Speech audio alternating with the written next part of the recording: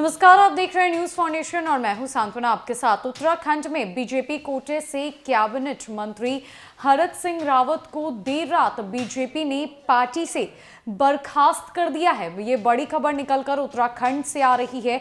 आपको बता दें कि उत्तराखंड में विधानसभा चुनाव होने हैं और इसके पहले बीजेपी की तरफ से यह बड़ा कदम उठाया है। जब बीजेपी से मीडिया कर्मियों ने बातचीत की तो उत्तराखंड के सीएम ने यह कहा कि हरक सिंह रावत अपने परिवार के लिए टिकट चाह रहे थे। लगातार हरक सिंह रावत की तरफ से पार्टी पर यह प्रेशर बनाया जा रहा था कि पार्टी उनके परिवार को भी टिकट दे। साथ ही साथ बीजेपी की ये पॉलिसी नहीं है। इसी पर उत्तराखंड के सीएम ने यह कहा कि ये बीजेपी के पॉलिसी से बिल्कुल हटकर बात है और ऐसा बीजेपी नहीं करती है। बीजेपी सबको साथ लेकर चलती है। ऐसे में यह नामुमकिन था कि हरक सिंह रावत के साथ साथ उनके परिवारजनों को भी पार्टी टिकट दे, जिसके बाद बीजेपी ने उन्हें बाहर निकाल दिया। साथ ही साथ जब बीजेपी से हरक सिंह रावत को बाहर निकाला गया तब हरक सिंह रावत बेहद भावुक होते हुए नजर आए और उन्होंने बीजेपी को लेकर बड़ी बात कह दी है। क्या कुछ कहा है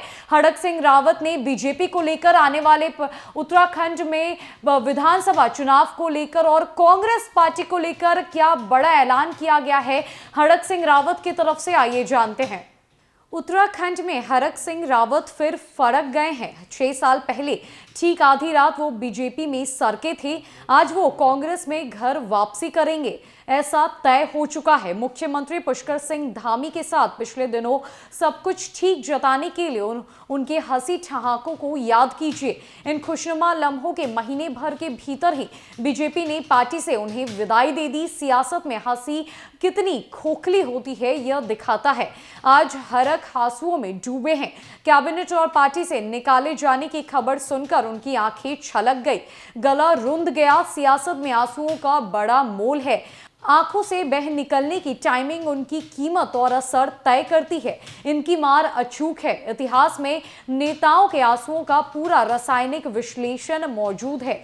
मौसम चुनावी है, इसीलिए हरक के ये आंसू इसी कसौटी पर तौले जाएंगे। बता दें कि पूरा खेल 3 टिकटों का है। हरक अपने लिए सेफ सीट चाहते थे। यमकेश्वर, केदारनाथ और डोईवाला उनकी पसंदीदा सीटें बताई जा रही थी। इसके अलावा 2 टिकट परिवार के लिए भी मांग रहे थे। रावत इसके लिए अपने खासम खास विधायक उमेश शर्मा काऊ को लेकर दिल्ली रवाना हुए थे। उनके साथ उनकी बहू अनुकृति गुस्साई भी थी। रावत बहू के लिए लेस डाउन की सीट चाहते थे। यह मामला सेट नहीं हुआ। बताया जाता है कि बीजेपी हरक को मनचाही सीट देने को तैयार थी, पर परिवार के लिए 2 सीटों की जिद ने सारा खेल बिगाड़ दिया। नतीजा आधी रात कैबिनेट और पार्टी से उनकी विदाई के तौर पर हुआ।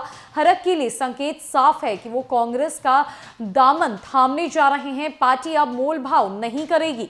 इस पूरे घटनाक्रम के बीच हरक सिंह रावत कांग्रेस में भी अपनी गोटी सीट करने में लगे हुए हैं। हरीश रावत से वो मिल चुके हैं।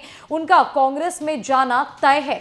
लेकिन बड़ा सवाल यहाँ यह भी है कि 3 टिकटों और हरीश रावत से उनकी भावी समीकरण क्या रहेगा।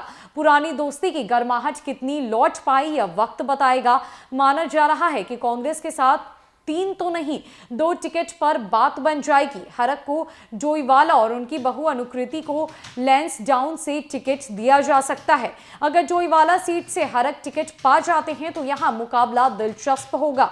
पूर्व मुख्यमंत्री त्रिवेंद्र सिंह रावत यहां से बीजेपी के मौजूदा विधायक है। सब कुछ ठीक रहा तो वो इस सीट से बीजेपी के प्रत्याशी होंगे।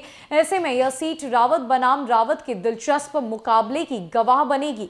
और सबसे बड़ी बात, हरक के लिए त्रिवेंद्र से हिसाब बराबर करने का मौका भी रहेगा। मुख्यमंत्री रहते त्रिवेंद्र सिंह ने उनकी अनबन किसी से छिपी हुई नहीं है। गौरतलब है कि हरक सिंह रावत को 6 साल के लिए बीजेपी से निकाल दिया गया है। इसके बाद अब हरक सिंह रावत ने बीजेपी पर हमला भी बोला है। साथ ही कहा है कि वो कांग्रेस भी ज्वाइन करेंगे।